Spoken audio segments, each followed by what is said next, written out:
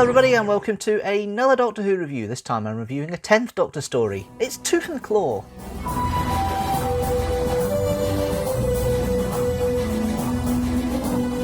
Since this is a revived series story, there is no television companion to do a review of the plotline. We'll just get straight into it.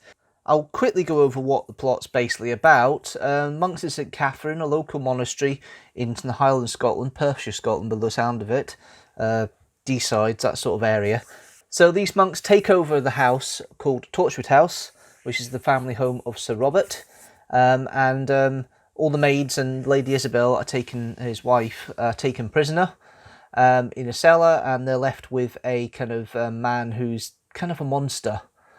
The Doctor and Rose land in the middle of the glen and get picked up by Queen Victoria and her entourage, which has been stopped from travelling up to Balmoral near Aberdeen through to a tree on the line. They end up at Torchwood House. Queen Victoria is being brought here as part of a trap by the monks, and the character, the monster in the outhouse, is a werewolf. The dastardly plan is basically to change Victoria into a werewolf. The Doctor and Rose are trying to get Queen Victoria to say we are not amused throughout it. They finally succeed in the end, but the Queen's so annoyed with the Doctor, the way he's dealt with trying to solve the issue, that she knights him and banishes him, and then sets up the Torchwood Institute to help defend from the Doctor in the future. So that's how the old Torchwood arc starts coming into play. A few things about the story which I like, some things I don't like.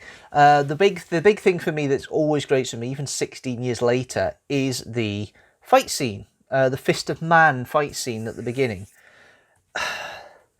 Crouching Tiger, Hidden Dragon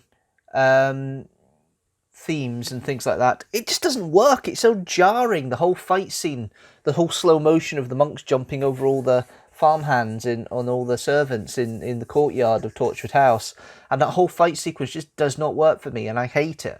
And every time I see it, I cringe. Another bit I cringe at is the whole "we are not amused" joke. It doesn't work as well for me now than it used to.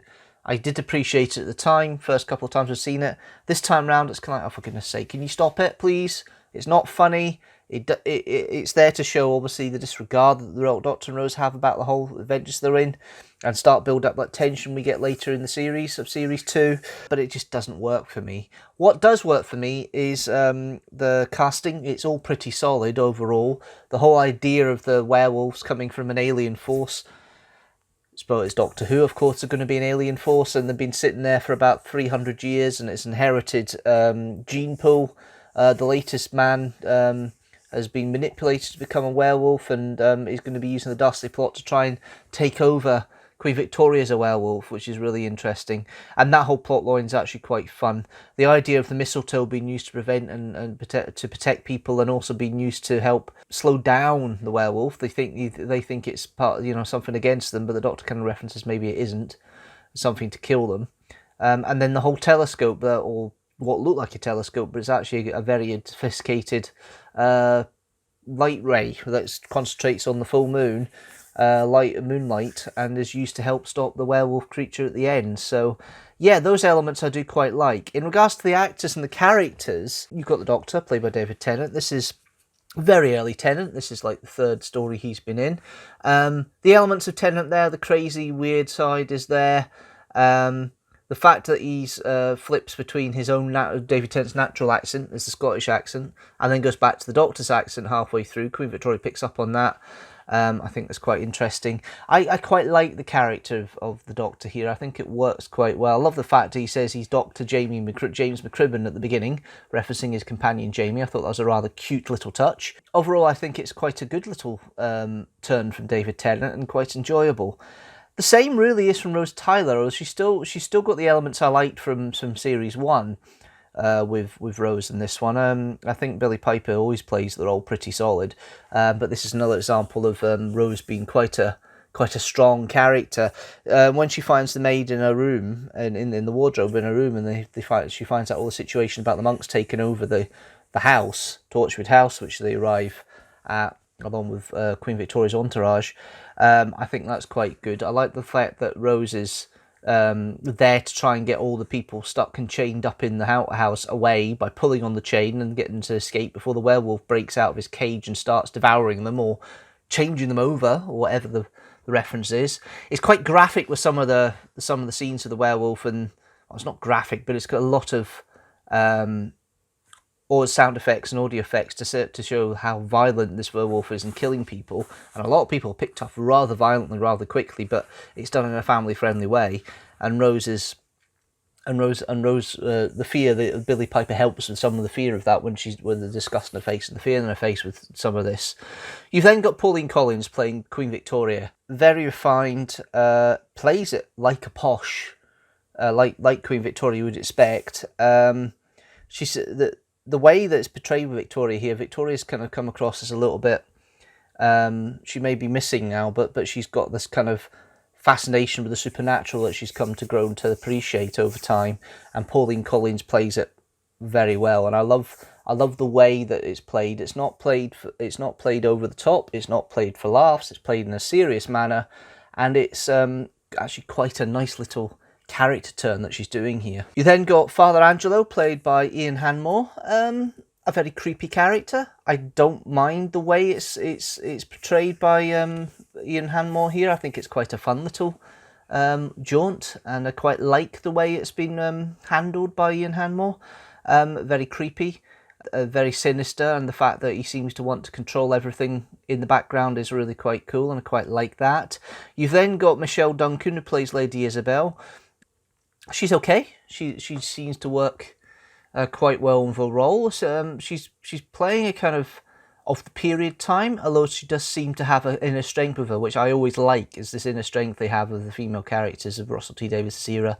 And she realises that mistletoe is something that can help stop the werewolf, and gets her maids into making some mistletoe. Soup and broth and things like that, which is really quite cool, nice to see. You've then got Derek Riddle, who plays Sir Robert. Very polite, very calm and cool. I like the way the character works, and the fact that he kind of he loves his father, who created all the room that they used to get stuck in at one point with which is infused with mistletoe oil. And I love the way that Derek Riddle portrays the character. I think it works quite well the way he does it, and it's quite refined and restrained.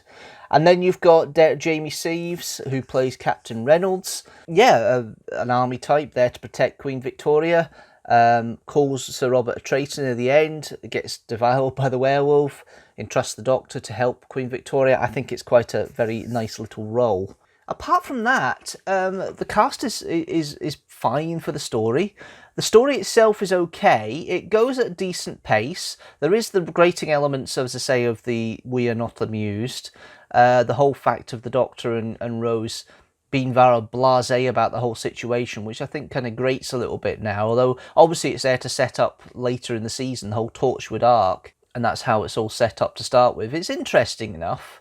I think Pauline Collins is probably the best guest cast in here, because she gives the linchpin of Queen Victoria this kind of sereneness, but also of one of a little bit of annoyance when she realises that things aren't as polite as they seem with the Doctor and Rose, and kind of takes umbrage at the way they take a blasé attitude to things in the house and in the situation, but just kind of trust that the Doctor would be able to help stuff. The interesting bit at the end was the bit that Queen Victoria seemed to have got bitten by the werewolf, and it's referenced that that's possibly how her haemophilia comes in, that spreads through the rest of the family going forward, which is interesting. Although I don't think it's quite, that throwaway line's probably not quite right, because the Doctor mentions that haemophilia is something that wasn't in her father or her mother, but it was further back. There was kind of bloodline issues further back into the bloodline, and our youngest son had haemophilia. So obviously it happened. Obviously that all happened before her wrist got scratched. So I think you'll probably find that that's a little bit of a misnomer there, but it's a nice explanation. It's a nice way of doing it. But we're talking about 1879 here. She's lost Prince Albert for 18 years. She's not had kids for about 20 years. She's now becoming an old lady. So I don't quite get that kind of line. I don't think it's a bit weird. It's a bit strange, but it works for me. The writing overall is okay. It's a solid romp. It's not the strongest Russell T Davies. It's definitely not the weakest. It makes the long game look terrible. But I'm not a great fan of the long game anyway. So overall, I don't mind the story. I think it's all right. Russell T Davies does a decent job. Murray Gold is... music is not too interfering. It's still got some elements of the music and leitmotifs you got from series 1 in there, but you can feel there's a bit more of the orchestra in there as well, so it feels more rounded. Iruslin, I'm never going to be a great fan of his direction. This is certainly solid for me why I didn't like his direction. He tries to throw elements in from other genres that don't quite work, and the whole thing of the Fist of Man at the beginning, the whole fight sequence, it looks cool, but it makes no relevance to the plot. It'd be just quick a few cuts and a fighting that way. There's no need for the monks to jump over in slow motion over the farmhands and the servants in the courtyard. It doesn't make sense to me. And he has directed a couple of others in the previous series, which are okay, but they're not. His direction's fine, but this is where his direction starts to fall apart from me, and I don't really appreciate his direction going forward. So this is the one where it kind of taints it a little bit. It's solid enough, the rest of it, but when he has these stupid little flourishes, it just really doesn't work for me. Overall, I would give this a rating, not 4 TARDISes out of 5 or 4.5. I would give it 3.5 TARDISes out of 5. Okay, let's see how that stacks up with the rest of the David Tennant era so far, and how it stacks up with the rest of the stories we've reviewed so far for the television stories. So Tooth and Claw sits in at 3.5 TARDISes out of 5 alongside the Christmas Invasion and the Runaway Bride.